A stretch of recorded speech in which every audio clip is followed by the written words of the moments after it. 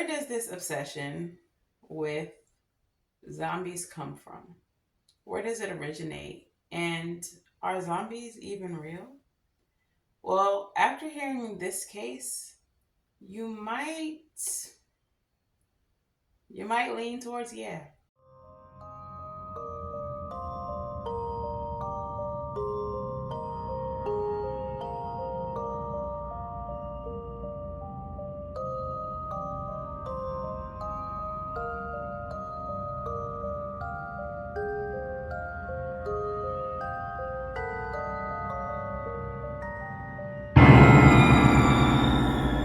What's up, gang? It's your girl Sid, and welcome to another episode of Spooky Saturdays with Savy, Sentient. Of course, before we get into our story today, please make sure that you all do the things like this video, subscribe to the channel, and say hello in the comments below. So, if you all are anything like me, you may just be obsessed with zombies. Walking Dead is my jam. Anything Robert Kirkman touches, I'm gonna watch it. I don't care if it's breaking out of a paper bag, Walking Dead. I'm gonna watch it. But where does this obsession with zombies come from? Where does it originate? And are zombies even real? Well, after hearing this case, you might you might lean towards yeah. You might be convinced that zombies are real. So let's get into it. So, zombies first appear on the big screen in Bela Lugosi's 1932 classic, White Zombie, which is based on William Seabrook's book, The Magic Island. Can y'all guess which island they're referring to? Well, if you guess Haiti or Haiti, ding, ding, ding, you get a get out of zombification free card. Congratulations. That book was about William Seabrook's trip to Haiti and his immersion into the Haitian voodoo tradition. He got to see firsthand some of the customs of the Haitian voodoo religion, which means that he also got some insight into the thought processes of the Haitian people, especially those who may have been directly descended from slavery, first and second generations out of slavery. Those who were enslaved in Haiti had a belief that being stuck in your body, being enslaved forever with no possibility of escape, was one of the most excruciating versions of hell that they could possibly think of. This is where the idea of the zombie originates from. This line of thinking is what infuses the horror into the concept of being a zombie. Our story begins in Leicester, Haiti, and focuses on Clairvius Narcisse and his sister Angelina. They will be the main characters of our story. So, in 1962, April 30th, Clairvius begins to experience some rather peculiar symptoms. He had a severe fever, extreme fatigue, and he began to vomit blood. On this day, he takes an hour-long trek to the most notable hospital in the area. Schweitzer Hospital was located in Deschapelles, Haiti.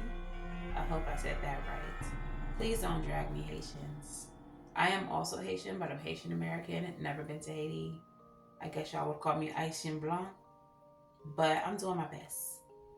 But anyway, this hospital was operated by American staff and had the best technology at the time. Okay, so this was the best place that Clairvius could have gone. Upon arriving to the hospital, of course, many tests were taken, and they did their best to try to revive him, help him bounce back and recover from his symptoms. But ultimately, Clairvius would not make it out of the hospital. Within 2 days of arriving at the hospital, he was pronounced dead at the age of 40 years old. His sister, Angelina, was there to identify the body, verify that that was indeed her brother, and certify that he was no more. Clairvius has a funeral. Angelina buries him herself, along with another sister and a brother whose name we do not know. The other sister's name was Mary Claire, but the brother, we don't know his name. However, I don't know if the brother was sad to see him go. You see, before all of this has happened, Clairvius and his brother had a falling out about inheritance that was left to them and land. From what I understand, the brother wanted him to sell some land, his portion of the inheritance, and he was not having it. He did not want to do that. So he was upset with him. His brother was upset with him. So they were not, I don't think they were on speaking terms at the time that Clairvius passed. So they have a funeral. He is buried in the cemetery. There's some sad singing, some flower bringing, and all the things that happen at a funeral. I'm pretty sure, being a Haitian funeral, the repast was lit. But yeah, Clairvius would not be staying in the ground very long. Okay, but we're gonna fast forward to 1980. So Angelina is off in the marketplace, minding her business, looking at the things that the vendors are selling, doing her shopping, whatever it is she has to do, when she is approached by a man who claims to be her brother. She didn't think this was funny at all, because how you gonna approach me talking about you my brother when I buried my brother? That's not a very funny joke. You probably shouldn't joke with strangers like that. But he insisted that he was indeed her brother. In fact, he went as far as telling her his childhood nickname. And she was like, anybody could have knew that. All the neighborhood kids called you that. Like, who don't know your nickname? Or who don't know my brother's nickname, because we don't even know if you my brother. But he insisted, and he continued by telling her information about the family, about their upbringing, things that a random stranger just couldn't possibly know. And eventually, she came to believe that this was her brother. So then, how are you here is the next question.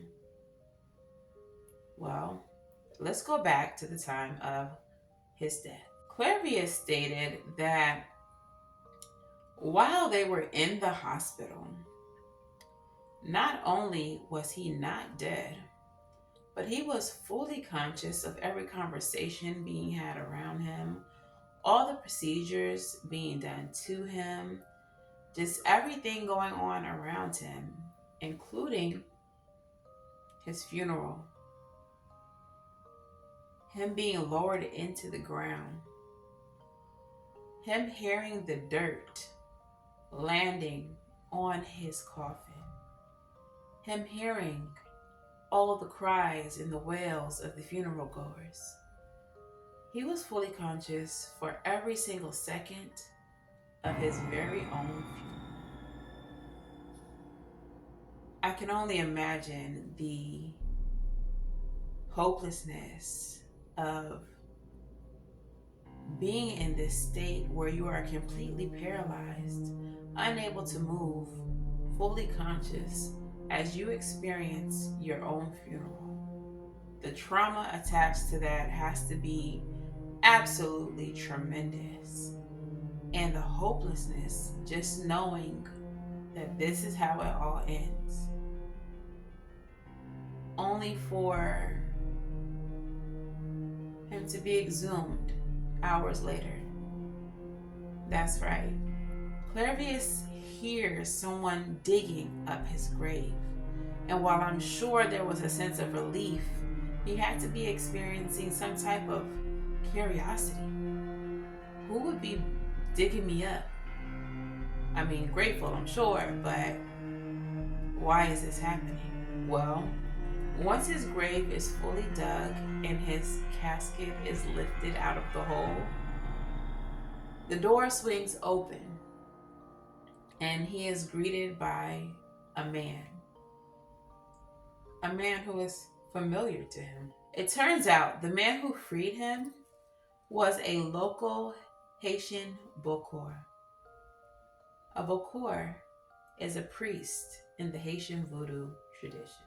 Once he exhumed Narcisse from his grave, he drugged him and he rubbed this paste all over his body. This paste would put him in this stupor and make him lose his mind essentially, as it caused memory loss. He would then take Narcisse several miles away to become a slave on a sugar plantation.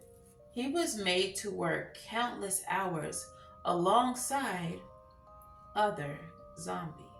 But what's the tea? Like, what's the beef? Why did this Bokor target our good friend Narcisse? What in the hell did Clairvius do to this Bokor to become an enemy?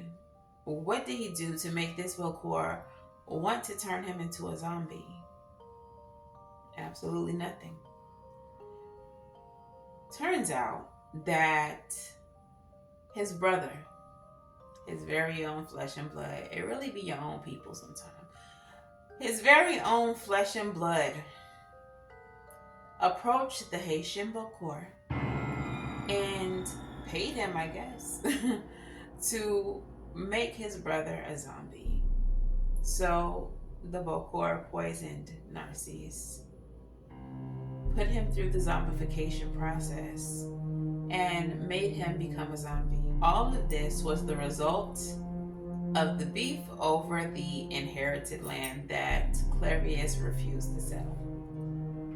So for the next 2 years, Clairvius would be a zombie on this plantation until the Bokor eventually passed.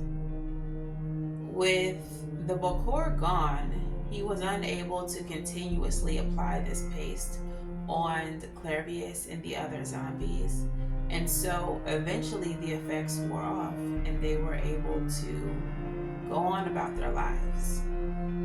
Rather than go straight back home to his hometown with his sister and his family, Clairvius decides to roam, to walk around, to go to different cities and I guess explore for the next 18 years. But in this time, he would send letters home to his sister, but he would never receive any response. The reason?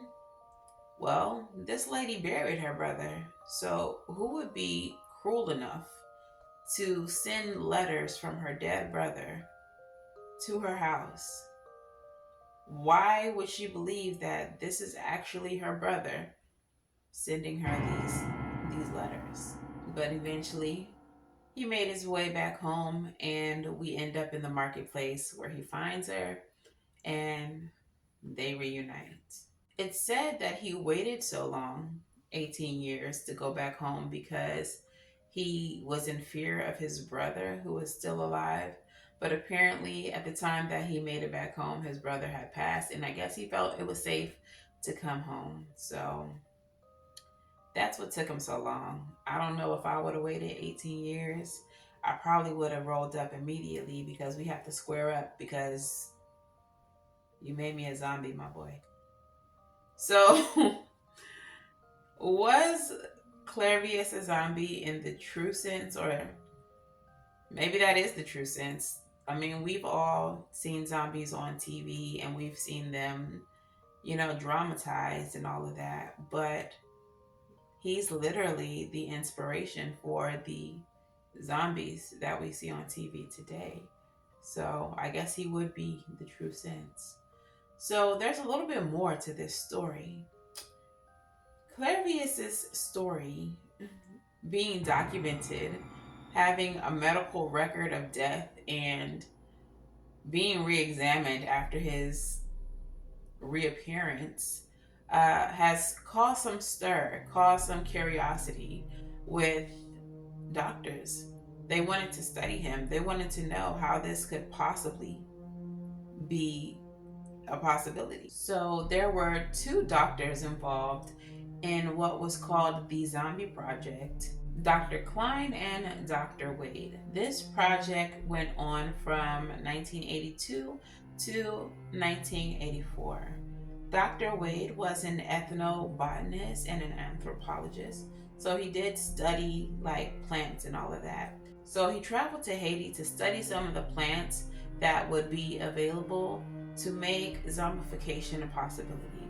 This entire story is actually recreated in the 1988 film The Serpent and the Rainbow, which is a film that I watched kind of begrudgingly, but it ended up being a pretty good movie in my opinion. So, upon reaching Haiti, Dr. Wade did contact some local Bokors and got this paste from several different local Bokors. And some of the ingredients in each one of the formulations from the Bokors were different, but there were four key ingredients that were all similar. The first ingredient is called datura, which is a plant, and it is actually called zombie cucumber. It has some properties in it that are highly poisonous.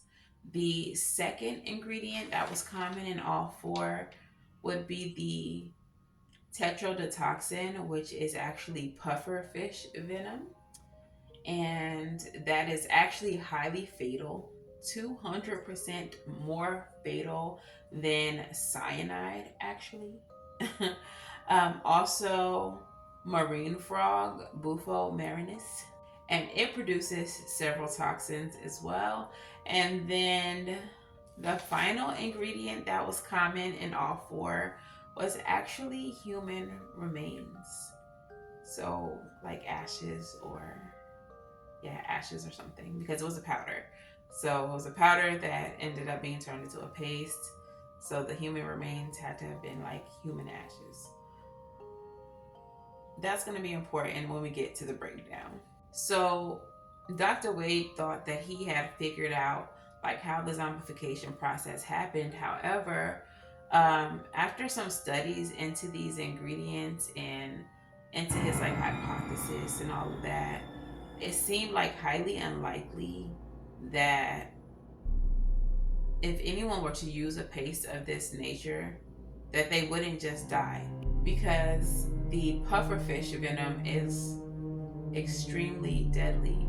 His hypothesis was that if someone were to rub it on their skin and it got in through their skin through like little nicks and cuts, that maybe a smaller amount would be delivered, thus putting them into more of a zombie state instead of fully killing them.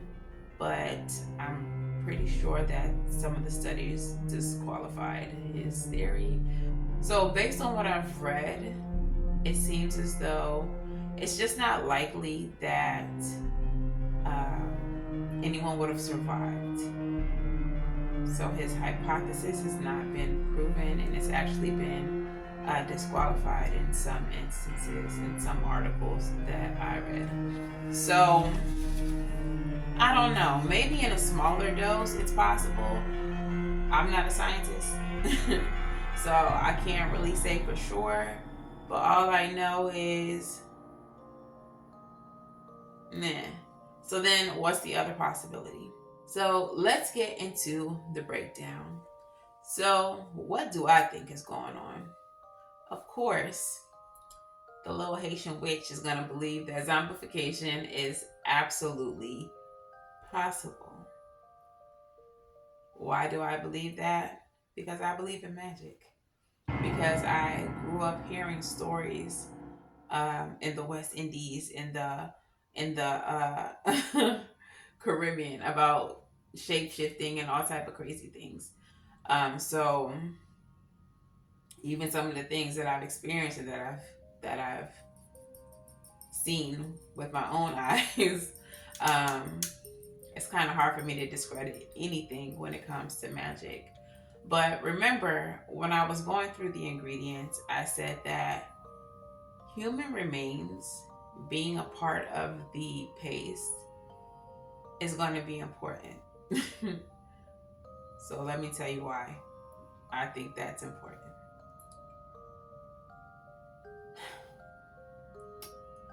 I think that if a Bokor can get a human into a state where they are mindless, where they don't have control over their body, over their mind, where they are apparently present and aware of what's going on but don't have control, then they can also conjure a spirit into that body to control that body. Now, if the human remains are coming from another spirit, another person, another, person who actually is dead, then I feel like they can conjure the person whose remains those are into the zombie. And essentially, they're making that zombie be the vessel for the other entity. Does that make sense? I hope that makes sense. So basically, they're calling in somebody else into the zombie's body. The zombie has no control. They have no, agency. So, as an evocative medium, and understanding how it feels to be within your body but not having control of your body, I feel like zombification is along the same lines of that, except when I do what I do as a medium, I have control of what's happening for the most part. I mean, the spirits got control too. I fully believe that this is possible just based on my own experience, based on knowing that you can manifest spiritual entities into a body, and it doesn't necessarily have to be yours. And that's what I feel is going on in this case, that the Bokors are manifesting entities into bodies that don't belong to them, thus creating zombies. And that is my thoughts. What are your thoughts? What do you think about all this? Do you think that this is outlandish? Do you think it's far-fetched? Do you think it's possible to make a zombie? And how do you think that process actually happens? Does it happen magically? Does it happen scientifically, like the doctors are trying to prove or disprove? What are your thoughts? Let me know in the comments below. And until the next time I tell y'all a spooky story, good night, sleep tight, and if you need to, turn on the light. I'll see you on the next one. Bye, y'all.